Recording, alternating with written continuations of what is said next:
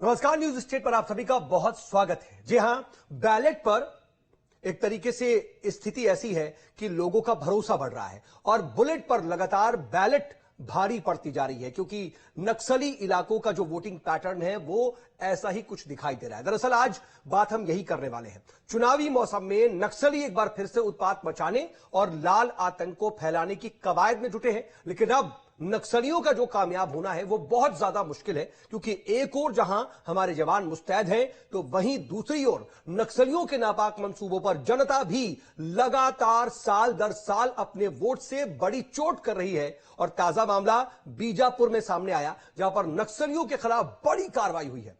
कार्रवाई में कई नक्सली ढेर कर दिए गए हैं। कुल मिलाकर नक्सलवाद अब जड़ से समाप्त होने की ओर है। छत्तीसगढ़ में नक्सलियों की धमकी के बाद भी वोट की चोट का असर लगातार साल दर साल देखा जा रहा है। जहां कभी बुलेट का खौफ होता था, मतदाता बाहर नहीं निकलते थे, अब वहां बुलेट पर बैलेट की वोट भारी पड़ते हुए दिखाई दे रहे हैं।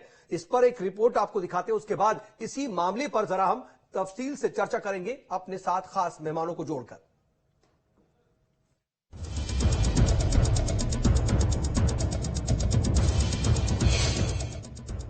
बस्तर में बुलेट पर पड़ा बैलेट भारी। नक्सलियों की धमकी पर वोट की चोट। चुनाव बहिष्कार अब सिर्फ रस्म अदायगी। लाल गलियारे में बढ़ा मतदान का प्रतिशत। बस्तर में 1999 में 39.04% मतदान हुआ था। 2004 में 43.03% मतदान हुआ था। 2009 में 47.03% मतदान हुआ। 2014 में 59.03% मतदान हुआ था। 2019 में 70.04% मतदान हुआ था। इससे साफ है कि अब नक्सल प्रभावित क्षेत्रों में जनता बम्पर वोटिंग कर रही है और नक्सलियों की धमकियां बेअसर साबित हो रही हैं। इसका कारण है नक्सल इलाकों में शिक्षा से फैली जागरूकता। वोटरों को सुरक्षा का माहौल मिला। सुरक्षा इंतजामों की वजह से बढ़ी वोटिंग। नक्सलियों के बहिष्कार का विरोध करते हैं वोटर। अब नक्सलियों की धमकियों की परवाह नहीं है। यही वजह है कि जहां 1.5 दशक पहले लोग घरों से बाहर नहीं निकलते थे, अब सुरक्षा बलों की तैनाती की वजह से वोटरों में सुरक्षा का भाव जगा है और लोग बढ़ चढ़कर वोटिंग कर रहे हैं। और नक्सल प्रभावित क्षेत्रों में वोटिंग में हर चुनाव में वृद्धि देखी जा रही है। सरगुजा में 2004 में 48.8% वोटिंग हुई थी। 2009 में 61.6%, 2014 में 78%, 2019 में 81%, 32.2% की वृद्धि हुई। कांकेर में 2004 में 48%, 2009 में 57.2%, 2014 में 70.2%, 2019 में 77.4%, वृद्धि हुई 29.4%। बस्तर की बात करें तो 2004 में 43.4%, 2009 में 47.3%, 2014 में 59.3%, 2019 में 70.3%, वृद्धि हुई 27% की। आंकड़ों के मुताबिक अब लाल आतंक से प्रभावित क्षेत्रों में लोगों का विश्वास लोकतंत्र में बढ़ा है और ये लोग चुनाव को एक त्योहार के रूप में मानते हैं, जिसका असर हाल ही में हुए विधानसभा चुनावों में भी देखने को मिला। यहाँ शहरी क्षेत्रों से भी ज्यादा वोटिंग दर्ज हुई, जहाँ नक्सलियों से बेखौफ स्थानीय लोग अपने घरों से बाहर नहीं निकलते थे और अब लोकतंत्र के महापर्व में हिस्सा ले रहे हैं। वहीं एक बड़ा कारण ये भी माना जाता है कि पिछले 6 सालों में नक्सल क्षेत्रों में नक्सली वारदातें कम हुई हैं। 6 साल में नक्सल वारदातों में 76% की कमी आई है। 2018 में 833 वारदातों में 240 लोगों की मौत हुई थी। 2023 में 273 नक्सली वारदातों में 79 लोगों की मौत हुई थी। यानी कि कहीं न कहीं सुरक्षा बलों की ओर से चलाए जा रहे नक्सल अभियानों का भी बड़ा असर रहा है, जिसकी वजह से लोगों ने डर के साए से निकलकर वोट की ताकत दिखाई और नक्सलियों की धमकियों पर वोट की चोट की। हालांकि 2024 के चुनावों को लेकर बस्तर और नक्सल प्रभावित सीटों पर चुनाव आयोग की ओर से बड़ी तैयारी की गई है। पहले चरण में 19 अप्रैल को होने वाली वोटिंग के लिए 80,000 पैरामिलिट्री फोर्स तैनात की गई है। ऐसे में उम्मीद है कि नक्सल प्रभावित क्षेत्रों में इस बार भी मतदाता नया रिकॉर्ड बनाएंगे। Team news state. तो देखिए, बुलेट पर बैलेट कैसे भारी पड़ रहा है, एक एक आंकड़ा आपने देख लिया। सरकार की तमाम नीतियां हैं, जीरो टॉलरेंस की भी नीति है, तो नक्सलियों को मुख्य धारा से जोड़ने की भी नीति है, तो नक्सलवाद को खत्म करने की भी कोशिश हो रही है और तमाम तरह के उसके लिए प्रोग्राम भी चलाए जा रहे हैं और सरकारों की कोशिशें हैं। सुरक्षा बलों की एक मुस्तैदी भी है। इसका असर जो हो रहा है, क्या नक्सलवाद अब अपने खात्मे की तरफ है? जरा इस पर हम तफसील से चर्चा करते हैं। हमारे साथ बातचीत के लिए खास मेहमानों का पैनल जुड़ गया है, उनसे आपका सबसे पहले परिचय करा देते हैं।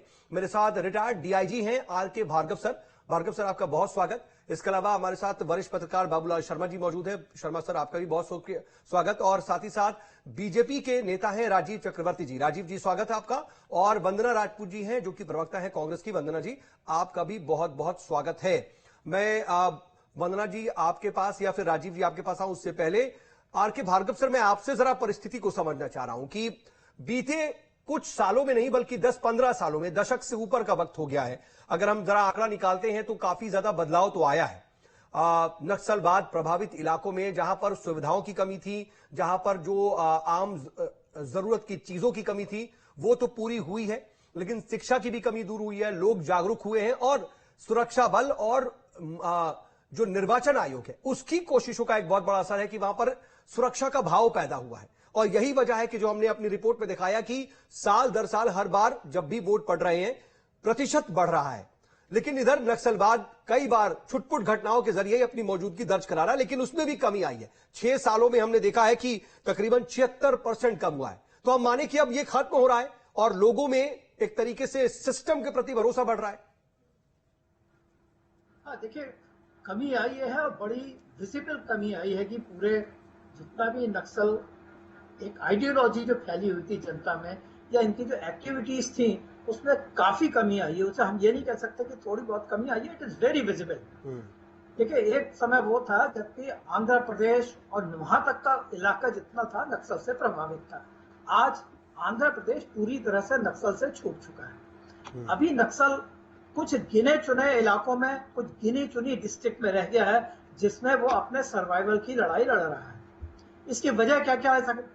देखिए, पहली चीज तो जो सुरक्षा बलों की प्रेजेंस है वो सभी इलाकों में काफी अंदर तक अभी पहुंच गई है, जिसकी वजह से जो आम पब्लिक है उसको एक सिक्योरिटी का एहसास होता है कि नहीं, यहाँ पर सिक्योरिटी फोर्सेस है, जो कि पहले नहीं था। नक्सल आते थे, आदमियों को या जो भी उनके मुखबिर होते थे उनको मारते थे, चले जाते थे, गांव वाले डरते थे ना, वो सामने आते थे, चुपचाप उनके हाथ में सिर्फ यही होता था कि वो नक्सल को सपोर्ट करें।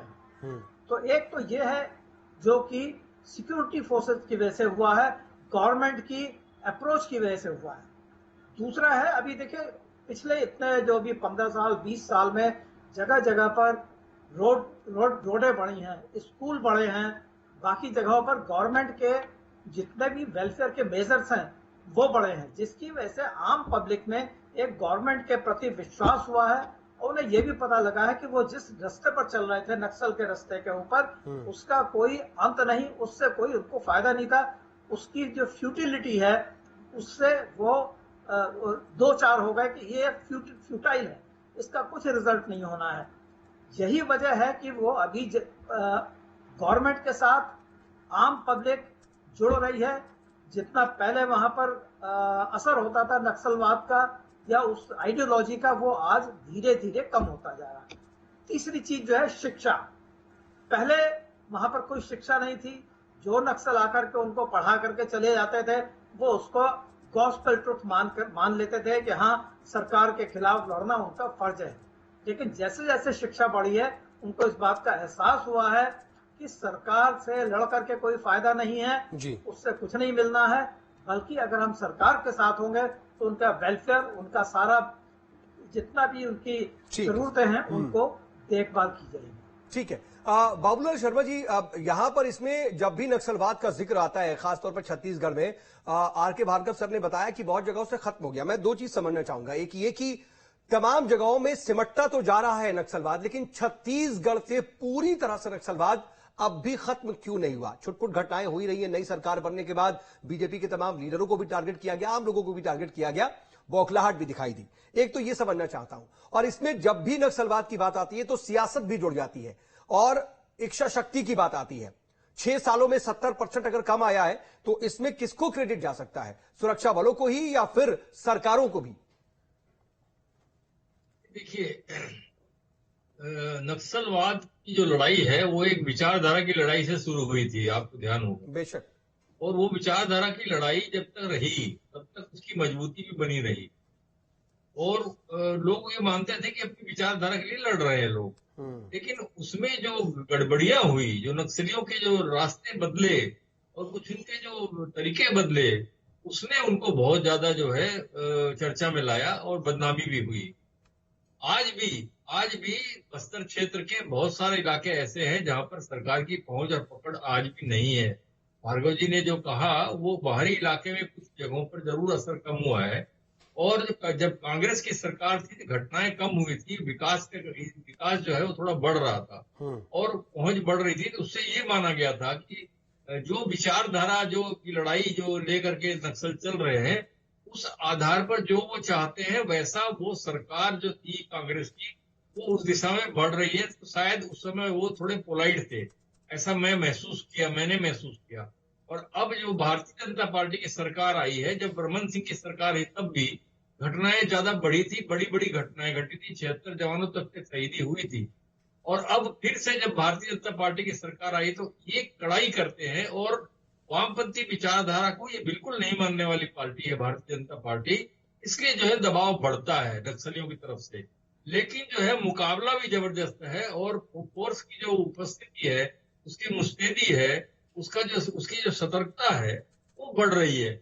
और उस कारण जो देखने में आया था कि हिड़वा जैसे प्रमुख नक्सली के गांव तक जो है फोर्स पहुंच गई, उसके घर तक पहुंच गई, और उस गांव के लोगों को वो वहां से लाए और विधानसभा दिखाया उन लोगों ने। ये पहली बार ऐसी घटना किसी सरकार के समय में घटी है। ये निश्चित रूप से ये कहा जा सकता है कि फोर्स की ताकत बढ़ी है, फोर्स वहां रणनीति अच्छी बना करके चल रही है, और निश्चित रूप से जो है ये स्थिति अच्छी है। और विश्वास किया जाना चाहिए कि इस तरह से जो धीरे धीरे जो है थोड़ी खत्म हो जाएगी। ऐसा कहने की स्थिति में तो मैं नहीं हूं, लेकिन इसमें कुछ कमियां आएंगी और कुछ सुधार होगा, ऐसा मुझे लगता है। राजीव चक्रवर्ती जी, लगातार कोशिशें हो रही हैं, और जब भी हमने देखा कि सरकार बदली तो तमाम योजनाएं चलाई जा रही हैं। देखिए, चाहे वो नियत निलनार हो या फिर उसके अलावा लोन वर्राटू हो, हम देख रहे हैं मुख्य धारा से भी नक्सली जुड़ रहे हैं और दूसरी तरफ उनका खात्मा भी हो रहा है। आज की भी बात कर ले, बीजापुर में 9 और सरगुजा में 1 नक्सली को ढेर किया गया, 10 नक्सली मारे गए। लेकिन नक्सली वारदातों में भी बीते 2-4 महीनों में बढ़ोतरी हो गई। खुद आपकी भी पार्टी के कुछ नेताओं को टारगेट करके उन्होंने निशाना बनाया, उनकी हत्या तक कर दी। क्या लग रहा है कि आपकी सरकार जिस नीति पर आगे बढ़ रही है वो ठीक है, या फिर उसमें कुछ और सुधार करना की जरूरत है? देखिए, हमारी सरकार इस पे लॉन्ग टर्म पॉलिसी को लेकर चल रही है। देश में जैसे सीमा पार आतंक होता था, दिवाली के दिन, होली के दिन अपील की जाती थी सार्वजनिक जगह पर मत जाइए, और बम विस्फोट होते थे, चाहे बॉम्बे बम ब्लास्ट होते थे, बेंगलुरु में बम विस्फोट होते थे। तो वो सीमा पार ISI के नेटवर्क को हमने तोड़ा है। उसी प्रकार से लाल आतंकवाद को जो 7 राज्यों की यूनिफाइड कमांड ने मिलकर एक ऑपरेशन किया, और लगातार हमने सर्च किया। हालांकि दुर्भाग्य से पिछली सरकार ने जो सर्च ऑपरेशन होता था गाँव गाँव में, उसको बंद करवा दिया। तो इससे नक्सलियों को लगता था कि कांग्रेस की सरकार अनुकूल है। और बाबूलाल शर्मा जी ने बिल्कुल ठीक कहा कि हम लाल आतंक या उग्र वामपंथी आतंकवाद को बिल्कुल हम उससे बर्दाश्त नहीं कर सकते, कोई उस पर टेबल टॉक नहीं हो सकता। तो वो हमारे विरोधी हमारे कार्यकर्ताओं को टारगेट किलिंग करते रहे। लगातार हमारे कार्यकर्ता जिला स्तर से लेकर मंडल स्तर, जो छोटी इकाई रहती, वार्ड स्तर के कार्यकर्ताओं को की भी उन्होंने हत्या। ठीक है, लेकिन राजीव जी, मैं क्या मानूं, अगर 2018 से लेकर के अब तक की बात कर ले या पूरा 6 साल ले ले, तो 6 साल में 70% कमी आई है नक्सलवाद की घटनाओं में। और मैं अगर स्पेसिफिक बात कर लूं, मेरे पास आंकड़े हैं कि इससे पहले देखिए 76% की कमी आई है, माफ कीजिएगा। 2018 में 833 वारदातें हुई थी, 240 लोगों की जाने गई थी, और 2023 में 273 वारदातें हुई और 79 लोगों की मौत हुई। क्या हम ये माने कि 24 से लेकर के अब 5 साल का आपके पास कार्यकाल बचा हुआ है, इन 5 सालों में ये जो 76% की जो कमी बीते 6 सालों में आई है, अब ये 0 तक भी जाएगा और बिल्कुल नक्सलवाद खत्म हो जाएगा। हम अगले चुनाव तक ये उम्मीद कर सकते हैं 2028 तक। बिल्कुल बिल्कुल, बहुत सुखद परिणाम है। और देखिए, एक लंबी कार्य योजना, जैसे कैंसर के इलाज के लिए केमोथेरेपी दी जाती है, सर्जरी की जाती है, रेडिएशन किया जाता है, तो नक्सलियों से अगर कोई नक्सली बुलेट और बटन की बात चल रही है, बुलेट और बैलेट पर बात चल रही है, तो कोई अगर नक्सली चाहे तो मुख्य धारा में, अब वो देख भी रहे हैं, नेपाल में प्रचंड की सरकार है, पुष्पदल कमल की, जो अंतोगत्वा माने कि नहीं लोकतंत्र से हमारी सरकार आ सकती है, हम व्यवस्था परिवर्तन कर सकते हैं। तो लेकिन राजीव जी, एक स्थिति ये होती है कि कई लोग और कई विशेषज्ञ बोलते हैं कि जो बल प्रयोग है और जो चेतावनी वाला लहजा है वो नक्सलियों को ठीक नहीं लगता है, और उनको मुख्य धारा से जोड़ना है तो बातचीत की कोशिश कीजिए, उनको मनाइए, उनसे बात कीजिए, कम्युनिकेशन कीजिए। बल प्रयोग कीजिएगा तो फिर उसका असर भी दिखेगा, और वो दिख भी रहा है। वो थोड़ी इधर वारदातें बढ़ भी रही हैं। क्या ये ठीक है या फिर बातचीत का ही रास्ता बेहतर है? देखिए, भार्गव साहब ने तो कहा कि बल प्रयोग भी चल रहा है और बातचीत भी हो रही है। बहुत सारे नक्सली मुख्य धारा पर आए और बहुत सारे नक्सली मारे गए। हालांकि वो काल्पनिक नाम होते हैं, गोसा उसेंडी से लेकर तमाम लोग, एक की मौत होती है, दूसरे कैडर को उसको दे दिया जाता है वो पद नाम। तो दोनों जरूरी है, दोनों जरूरी है। वंदना राजपूत जी, देखिए राजीव जी कह रहे हैं कि दोनों जरूरी है, और हम जब अभी नक्सलवाद के कमी आने की बात कर रहे हैं तो 6 सालों का बड़ा जिक्र हो रहा है, 76% की कमी आ रही है, तो उसमें मोटा वक्त जो है वो आपके कार्यकाल का रहा है, आपकी सरकार का, भूपेश बघेल की सरकार थी। लेकिन जो मौजूदा सरकार है वो कहती है कि आप बहुत ज्यादा लीनियंट थे, बहुत ज्यादा उनके खिलाफ सख्त नहीं थे, और इसी वजह से नक्सलियों को लगता था कि अनुकूल है आपकी सरकार, इसलिए वारदातें भी नहीं होती थी। लेकिन राजीव जी कह रहे हैं दोनों जरूरी है। देखिए, बड़ा ताज्जुब होता है कि राजीव जी ऐसे बात कर रहे हैं। मतलब राजीव जी इस बात में संतुष्ट नहीं है कि हमारी सरकार में 76% नक्सलाइट घटना में जो वारदात है उसमें कमी आई थी। और सबसे बड़ी बात है, जब हमारी सरकार थी तो हम विश्वास, विकास, सुरक्षा के मूल मंत्र को लेकर के काम कर रहे थे। इसी कारण इसमें हमको सफलता मिली है, जिसमें 76% जो नक्सली वारदात में कमी आई थी। अभी पिछले 3 महीने में भारतीय जनता पार्टी की सरकार है, पिछले 3 महीने से लगातार जो नक्सली घटना है वो बढ़ती जा रही है। 1 जनवरी की एक छोटी बच्ची को गोली से भून दिया जाता है, और उसी दूसरे हफ्ते में जो 4 निर्दोष आदिवासी हैं उनको मार दिया जाता है। और सबसे बड़ी विडंबना की बात यह है कि उनके घर वाले जाकर के बोलते हैं कि नहीं, ये नक्सलाइट नहीं है, ये हमारे घर परिवार का हिस्सा है, वो सबूत भी दिखाते हैं, लेकिन उसको नक्सलाइट बता दिया जाता है। ये सबसे बड़ी विडंबना है।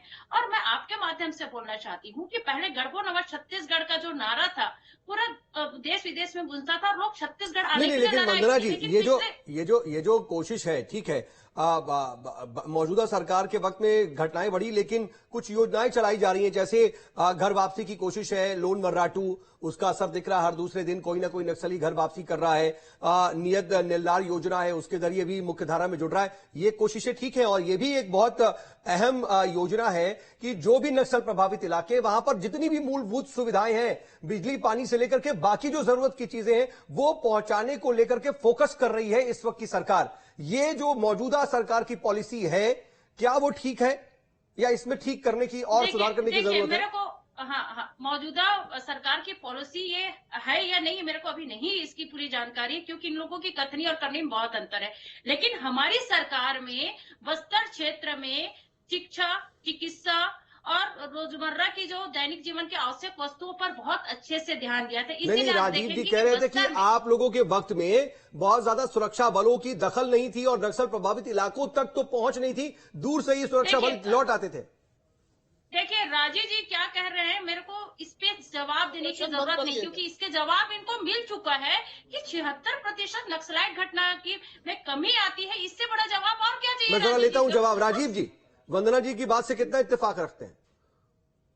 वंदना जी को मैं बतला देना चाहता हूँ कि चूंकि हम समूल नष्ट करना चाहते हैं, तो नक्सली अपनी खंदक की अंतिम लड़ाई कर रहे हैं, और कांग्रेस पार्टी अनुकूल परिस्थिति करके रखी, सर्च ऑपरेशन बंद कर दिया था। तो नक्सली तो चाहते थे कि भाई आप सर, अभी भी जो उन्होंने बातचीत की पेशकश की है, उन्होंने कहा सर्च ऑपरेशन हटा दीजिए, पुलिस चौकी हटा दीजिए, पैरामिलिट्री कैंप हटा दीजिए, सब कुछ हटा दीजिए, और हम गोली मारेंगे जाके, हम दहशतगर्दी करेंगे, हम शहीदी सप्ताह मनाएंगे। तो उनके शर्त तो हम क्यों मानेंगे? और कांग्रेस की सरकार उनकी शर्तों को मानती थी। तो हम, और चूंकि कांग्रेस के समय से तो वही बात ना वंदना जी, देखिए वही बात है कि आप लीनियंट थे, उनके हिसाब से अनुकूल थे नक्सलियों के हिसाब से। बिल्कुल वो अनुकूल थे, हम प्रतिकूल है। लेकिन हम प्रतिकूल में भी जिस प्रकार से जो एक लॉन्ग टर्म पॉलिसी चल रही है, 7 राज्यों के डीजीपी सरकार, जो डीजीपी है वो बैठे हैं, 7 राज्यों के गृह मंत्री बैठे हैं, वो लोग मिलकर भूपेश बघेल जी को जो राज्यों की बैठक होती थी उस बैठक का भी बहिष्कार करते थे। सुन लीजिए, बैठक का भूपेश बघेल जी ने नक्सलियों को समर्थन देने के लिए उन्होंने एक बैठक की जिसमें 7 राज्यों के मुख्यमंत्री की बैठेंगे, जिसमें 7 राज्यों के डीजीपी बैठेंगे, उस बैठक का बहिष्कार किया भूपेश बघेल।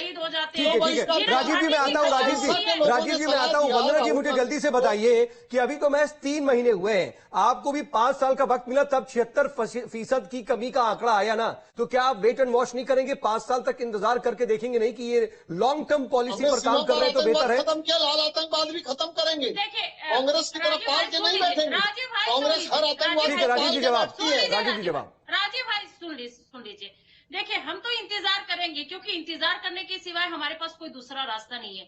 लेकिन तकलीफ इस बात की होती है, आप लोगों की ऐसी कौन सी योजना है जिसमें अपने निर्दोष आदिवासियों को मारने के लिए छोड़ देते हैं? ऐसी कौन सी योजना लाते हो? ये भी तो स्थिति है ना राजीव जी, बाहर से हथियार आता है। सवाल उठते हैं ना कि नक्सली नहीं बल्कि आम लोगों को मार दिया गया है कि ये हथियार यहाँ का नहीं है, और ये हथियार जो आता है हो सकता है। ठीक है, मैं आता हूँ सर, आप दोनों के पास आता हूँ, वंदना जी, राजीव जी आता हूँ। भार्गव सर, प्रतिकूल और अनुकूल की बात हो रही है सर, किसकी पॉलिसी बेहतर? मेन तो अंतोगत्वा ये है कि नक्सलवाद से आजादी मिल जाए। सर शॉर्ट में जवाब चाहूंगा। देखिए, शॉर्ट में जवाब का जहां तक सवाल है, नक्सल, हम जो आंकड़े देखते हैं, कितनी घटनाएं हुई, कितनी कम घटनाएं हुई, कितनी ज्यादा घटनाएं हुई, खाली आंकड़े से कुछ नहीं होता है। हमने उस इलाके को काफी अच्छी तरह से स्टडी किया है। आज जो आप कह रहे हैं ना, घटनाएं बढ़ गई, मुझे नहीं पता कौन, हाँ शायद कांग्रेस की प्रवक्ता थी कि घटनाएं बढ़ गई। घटनाएं बढ़ी हैं, मानता हूं, लेकिन क्यों बढ़ी है, इसका जो फौजी जवाब है या सिक्योरिटी फोर्सेस के एंगल के हिसाब से जवाब है, वो ये है कि soldiers foot on ground have increase. तो वो बौखलाहट है जिसकी वजह से ये घटनाएं बढ़ रही हैं।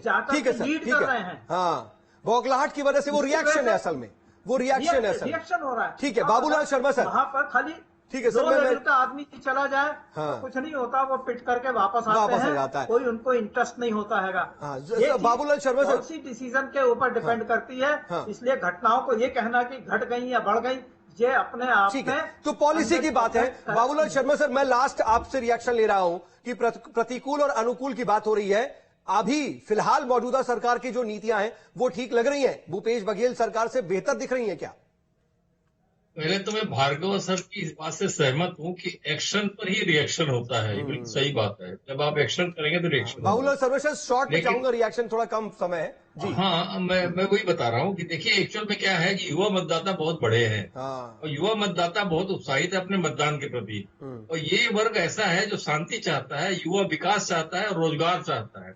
वर्तमान सरकारों को इस बात का ध्यान देना चाहिए कि अब रोजगार जो है वो पैदा किए जाएं और इन लोगों को रोजगार मिले, ताकि ये बहके नहीं, ये भटके नहीं। कहीं ऐसा अगर हुआ तो बहुत दिक्कत होगी। नक्सल क्षेत्र में युवाओं की संख्या बढ़ी है। कुल मिलाकर के हमको रिजल्ट, हमको परिणाम पर ध्यान देना होगा, और उसके लिए क्या जरूरी है उस पर ध्यान देना होगा। हमारे साथ जुड़े सर और समय दिया आप सभी ने, इसके लिए आपका बहुत बहुत शुक्रिया। फिलहाल के लिए अब समय इजाजत नहीं दे रहा, तो कुल मिलाकर के सरकारों की नीतियां तो हैं, अपने हिसाब से काम कर रही हैं। कुल मिलाकर नक्सलवाद के खात्मे की तरफ कदम तो बढ़ाना है। जिसकी भी नीति जैसी भी हो, अंतोगत्वा परिणाम सार्थक होने चाहिए, जरूरत इस बात की है। रुकेंगे एक छोटे से ब्रेक के लिए।